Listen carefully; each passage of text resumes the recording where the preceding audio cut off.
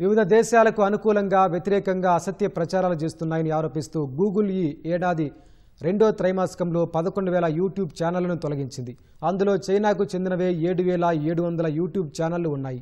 భారత్లో peoples republic of China పార్టీకి అనుకూల ప్రచారం, అధ్యక్షుడు జిన్పింగ్కు ప్రశంసించడం, అమెరికా విదేశాంగ విధానంపై విమర్శలతో కూడిన కంటెంట్ పోస్ట్ చేస్తున్నట్లు గూగుల్ ఆరోపించింది. రష్యాకు చెందిన 2,000కు పైగా యూట్యూబ్ ఛానళ్లు, ఇతర వెబ్సైట్లను తొలగించినట్లు వెల్లడించింది. ఉక్రెయిన్, నాటో, పాశ్చాత్య దేశాలను విమర్శించడంతో పాటు రష్యాకు మద్దతుగా సందేశాలు వ్యాప్తి చేస్తున్నాయని పేర్కొంది. రష్యాలోని పలు సంస్థలకు ఆ ఛానళ్లతో సంబంధం ఉన్నట్లు తెలిపింది. మే నెలలో రష్యా ప్రభుత్వ నియంత్రణలోని 20 యూట్యూబ్ ఛానళ్లు, 4 అడ్వర్టైజ్మెంట్ ఖాతాలను, ఓ బ్లాగ్ను తొలగించింది. ఇంకా Iran, Turkiye, Israel, Romania, Azerbaijan, ఘానాకు చెందిన యూట్యూబ్ ఛానళ్లను తొలగించినట్లు గూగుల్ తెలిపింది.